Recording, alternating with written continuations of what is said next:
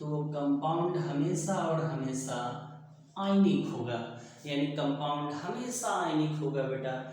और इसकी जो दूसरी प्रॉपर्टी है, अगर मिनिमम ऑक्सीडेशन स्टेट में आ रहा है बेटा, तो इसका नेचर जो होगा हमेशा बेसिक नेचर होगा, यानी एसिडिक नेचर का ये कंपाउंड नहीं होगा। आगे बात करें इसकी तीसरी प्रॉपर्टी के बारे में बेटा, तो कंपाउंड हमेशा रिड्यूसिंग एजेंट की तरह से बिहेव करेगा। रिड्यूसिंग एजेंट, ये हमेशा बेटा रिड्यूसिंग एजेंट की तरीके से बिहेव करेगा। ऑलवेज, ऑलवेज का मतलब हमेशा, इसमें कोई भी शक या सवाल नहीं है। तो याद रखें आप, मिनिमम ऑक्सीडेशन स्टेट आया बेटा तो होल कंपाउंड आयनिक होगा, टोटल कंपाउंड आयनिक होगा, कंपाउंड का नेचर बेटा बेसिक होगा, रिड्यूसिंग एजेंट हमेशा और हमेशा रिड्यूसिंग एजेंट की तरीके से ये बिहेव करेगा। जैसे मैं आपको एक एग्जांपल लेके सिखाता हूँ। एग्जांपल मैंने लिया बेटा CrCl3।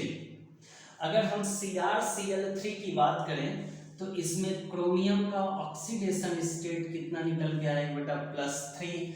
मतलब क्रोमियम अपने मिनिमम ऑक्सीडेशन स्टेट में है, और अगर क्रोमियम अपने मिनिमम ऑक्सीडेशन स्टेट में है तो इसका मतलब ये होता है कि ये जो कंपाउंड आपको दिया गया है, ये कंपाउंड कैसा होगा बेटा, आयनिक होगा।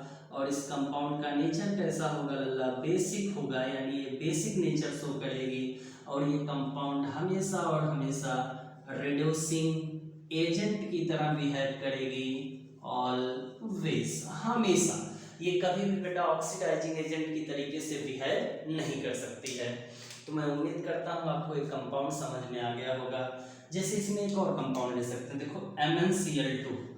MnCl2, अब इसमें जरा ध्यान से देखो, तो MnCl2 की अगर हम बात करें बेटा, तो MnCl2 में Mn का ऑक्सीडेशन स्टेट कितना आया, +2, जो कि अपने मिनिमम ऑक्सीडेशन स्टेट में है। अगर +2 आ गया तो इसका मतलब ये हुआ कि ये कंपाउंड कैसा होगा बेटा, आयनिक होगा।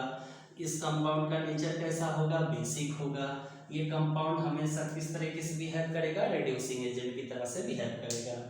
आगे बढ़ते हैं बेटा, बात करते हैं, कभी कभार हमको ऐसे भी कंपाउंड मिल जाएंगे जो ना तो मैक्सिमम ऑक्सीडेशन स्टेट में हो, ना तो मिनिमम ऑक्सीडेशन स्टेट में हो, बेटा इंटरमीडिएट में आ जाए।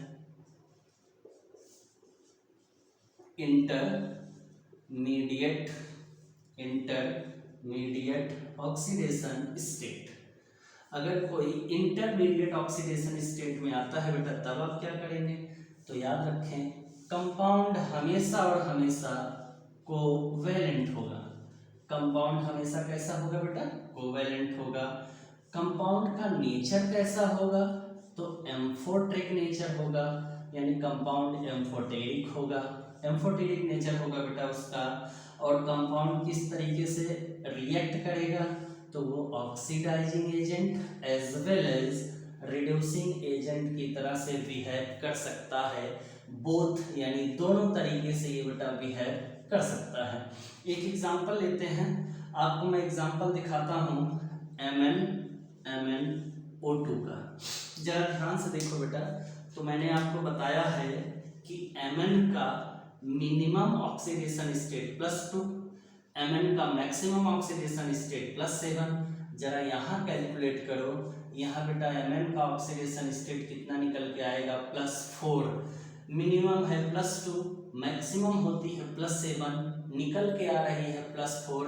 इसका मतलब ये ना तो मिनिमम है ना तो मैक्सिमम है, ये कहीं बेटा बीच में लटका हुआ है। और जब इंटरमीडिएट ऑक्सीडेशन स्टेट आएगा, जब इंटरमीडिएट ऑक्सीडेशन स्टेट आएगा बेटा, तो ये कंपाउंड हमेशा कैसा होगा, कोवैलेंट। ये कंपाउंड कैसा होगा बेटा, कोवैलेंट। कंपाउंड का नेचर कैसा होगा लल्ला, एम्फोटेरिक। एम्फोटेरिक का मतलब हुआ बेटा कि कंपाउंड एसिडिक के तरीके से भी बिहेव कर सकता है और बेसिक तरीके से भी बिहेव, मतलब वो एसिड से भी रिएक्ट कर सकता है और बेस से भी रिएक्ट कर सकता है। और कंपाउंड हमेशा ऑक्सीडाइजिंग एजेंट या रिड्यूसिंग एजेंट दोनों की तरह से बिहेव कर सकता है। क्या मेरी इतनी बातें बेटा समझ में आ गई? आगे बढ़ते हैं।